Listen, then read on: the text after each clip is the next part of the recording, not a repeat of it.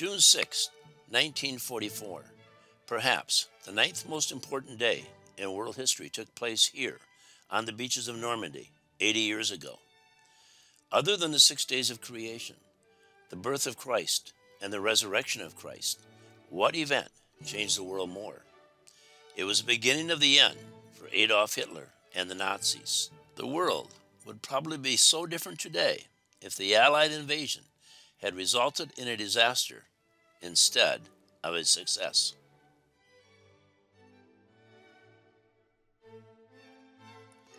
Our 19th day of our trip, Monday, April 29th, was one of our longest travel days, and we were a little concerned about making all of our connections, but it all worked out perfectly. We started our journey by taking a train from Thirst to London, shown by the red line, a distance of 233 miles. From there, we took the Channel, shown by the red line, to Paris, which is about 290 miles. It takes about 2 hours and 15 minutes, or an average of about 130 miles per hour. From Paris, we went to Bayeux, shown by the black line, about 175 miles, to reach our destination for today on time. We have arrived at Gare du Nord, or the North Railway Station in Paris. As you can see, it was packed with travelers. We went through Paris 3 times on our travels, twice to switch trains and once to switch planes, but we did not spend any time there, as we had visited Paris the last time we were there.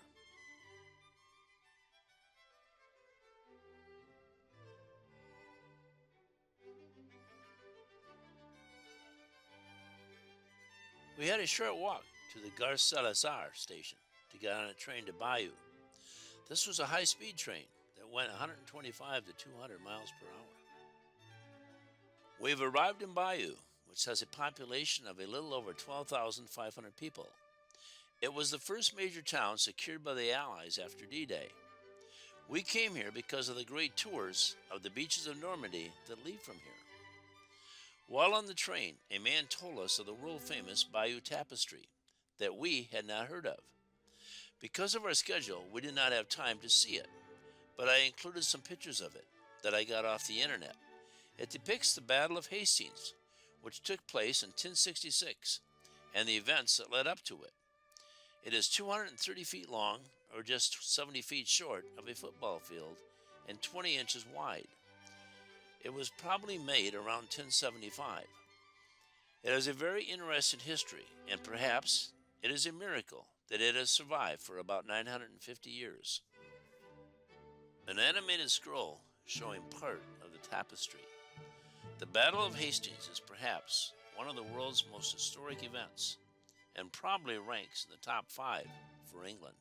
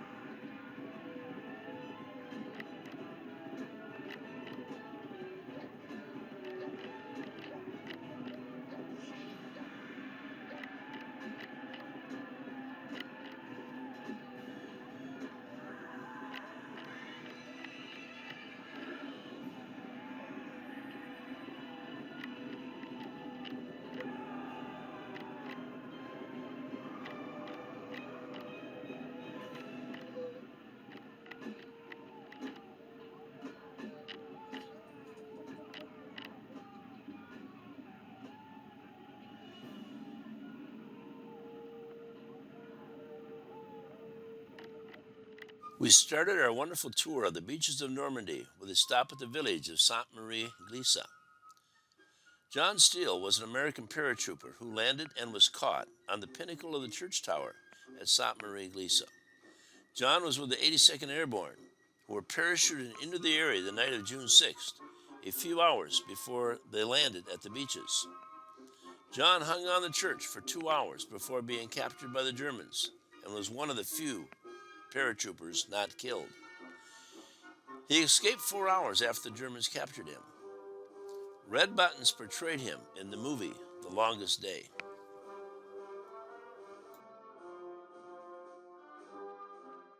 We are on our way to Utah Beach.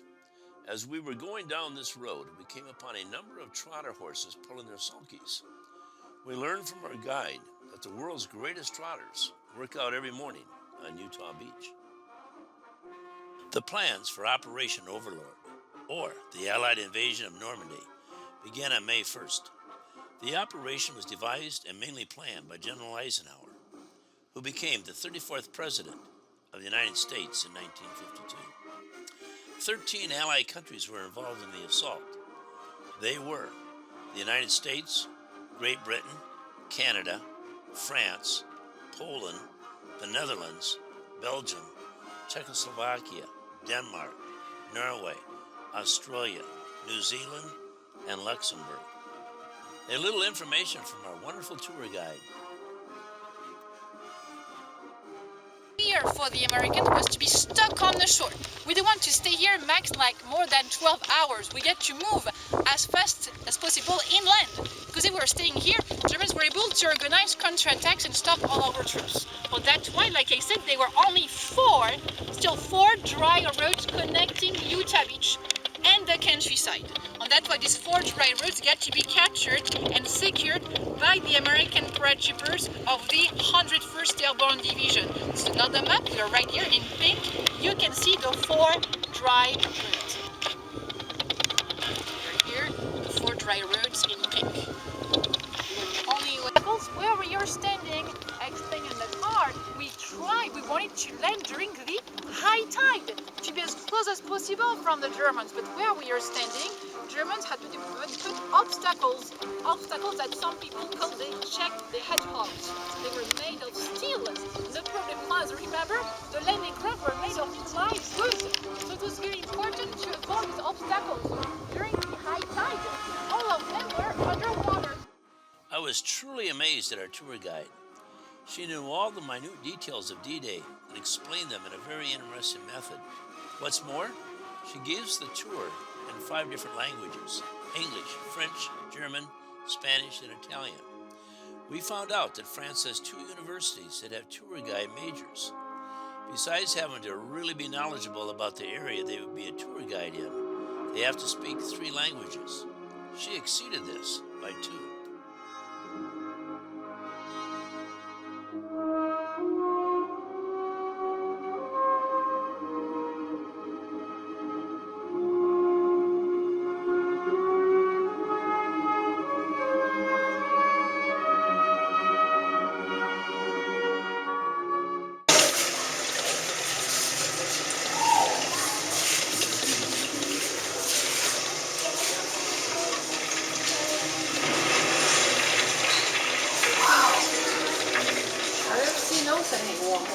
No, I haven't either. While watching a video in the museum, I saw a weapon I had never seen before. The Germans used these remote-controlled Goliath track mines mainly to blow up tanks.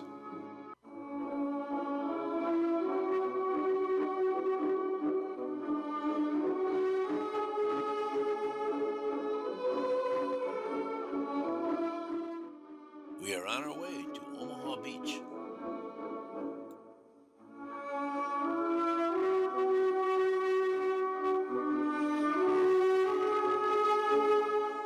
There were 5 major beach landings at Normandy: Utah, Omaha, Gold, Juneau, and Sword Beach. It is about 29 miles from Utah Beach to Omaha Beach and 40 miles to Sword Beach. The American troops mostly landed at Utah and Omaha beaches.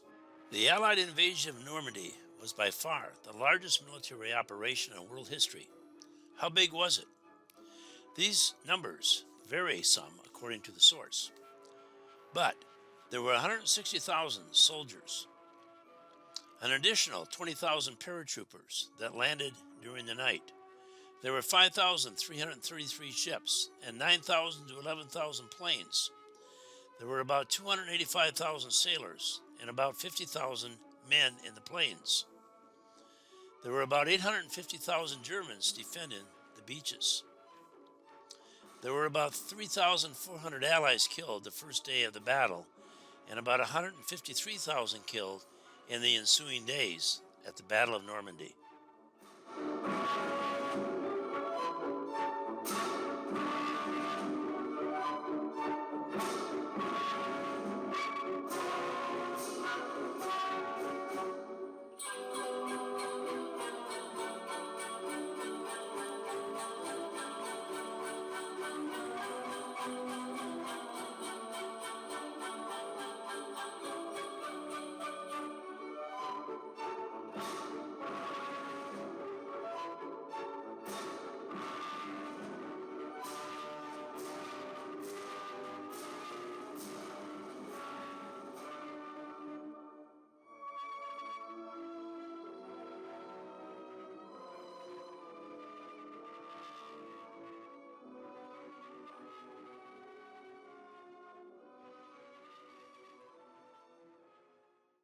On April 30th, just 6 days short of the 80th anniversary of D-Day, we are at the Normandy American Cemetery and Memorial. It covers 172 acres and 9,388 grave sites. It is located on a bluff overlooking Omaha Beach. Most of the grave sites were from soldiers killed at D-Day, but others were added that were killed later in Germany. It contains the graves of two of President Theodore Roosevelt's sons. General Theodore Roosevelt Jr., who was killed on July 12th, and his brother Quentin, who was killed in World War I, but was reburied beside his brother. It also includes brothers Robert and Preston Nealon, whose story inspired the film Saving Private Ryan. After spending 2 nights in Bayeux, we took a train to Barcelona. This was a difficult decision, as it was an 815-mile trip out of the way. We thought it would be good to see southern France, but unfortunately, because of the rain, most of the views were terrible. The most surprising part of the trip was seeing a lot of flamingos in the swamps in southern France. The main thing we wanted to see in Barcelona was the Cathedral Sagrada Familia. However, we were only able to see the outside because we did not buy tickets ahead of time and they were sold out. Construction on this church began in 1882. The old saying, Rome wasn't built in a day, is really true of this church. It has been 142 years since it was started, and it isn't finished yet. It is known as the world's largest unfinished Catholic church. Barcelona is located on the northeast coast of Spain on the Mediterranean Sea. It is 113 miles south of the French border. With a population of 1.5 million people, it is the second largest city in Spain. It has a rich cultural heritage and is a major tourist destination. We can attest to that. It was the most crowded city we visited. We bought tickets for the hop-on, hop-off bus, but often did not get off because of the long waits to get back on.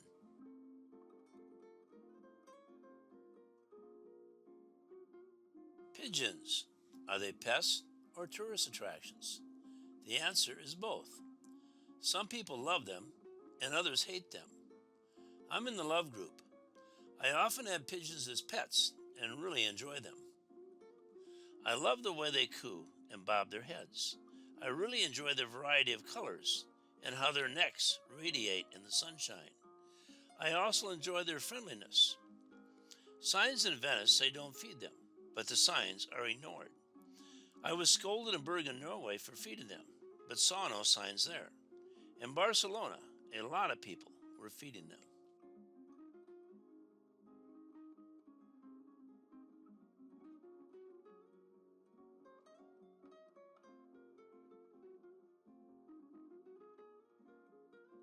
The show you are about to enjoy does not follow a script, does not tell a particular story, but speaks of the human condition in general, or just everyday life. It is music and dance in its purest form. The flamenco singing hondo is a lament, a scream, an outcry, a laughter. The music is based on historical anonymous poems or songs from great poets of Spanish literature, which the singer peels away through his own inspiration, with no script and no other obligation other than the pace or kind of song being interpreted.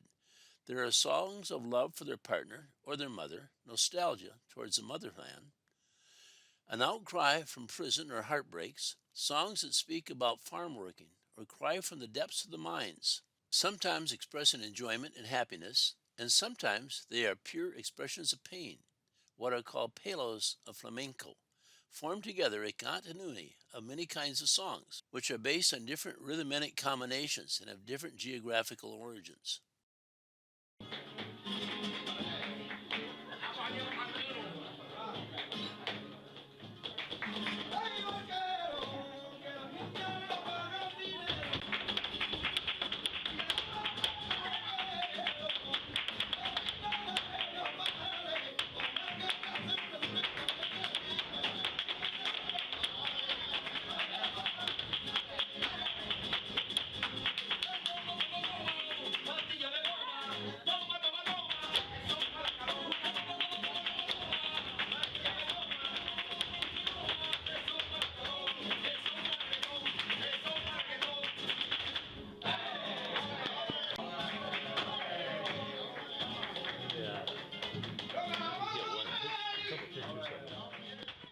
After spending 2 nights in Barcelona, we are on our way to Menton, France.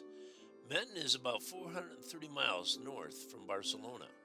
It is the northernmost French city on the French Riviera, less than 10 miles from the Italian border. Unlike our trip into Barcelona, it has stopped raining and we had some great views from the train on the way to Menton, although the windows could have been a little cleaner. We have arrived in Menton. Menton has a population of about 26,000 and is only 8.5 miles north of Monaco. A few pictures of Menton.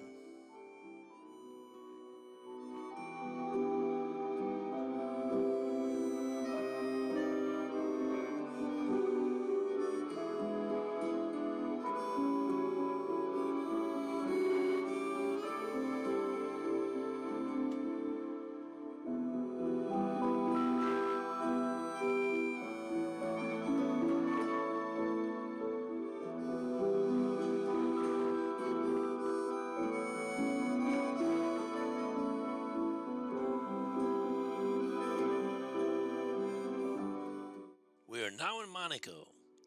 There are 197 countries in the world, and 195 of them are bigger than Monaco. In fact, Monaco at 0.75 square miles is just slightly larger than my hometown of Grand Menton, Minnesota, which is 0.68 square miles. Only the Vatican at 0.2 square miles is smaller.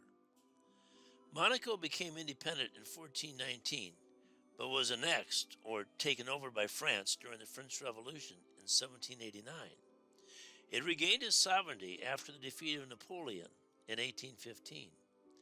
It is currently a constitutional monarchy and has been ruled by the Grimaldi family for over 700 years. Prince Rainier III ruled for 56 years until his death in 2005. He has been succeeded by his son, Albert II, also the son of Princess Grace. Monaco has the highest average GNP per citizen of any country in the world, so is sometimes called the world's wealthiest country.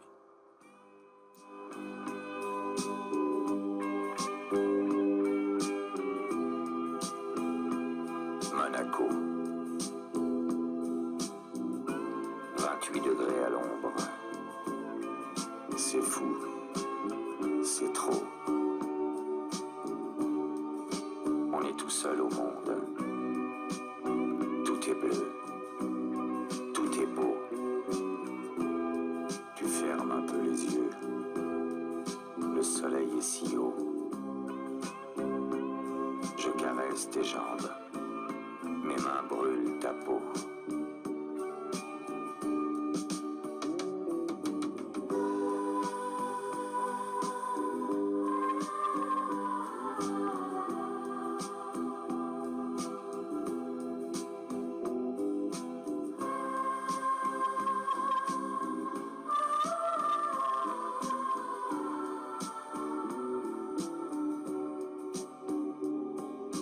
Ne dis rien, embrasse-moi quand tu voudras.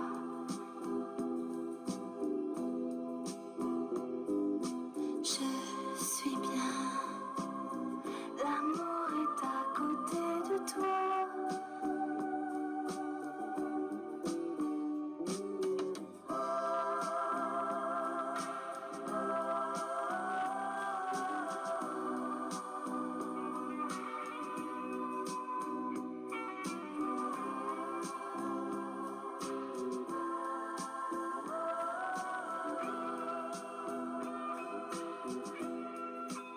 On est bien.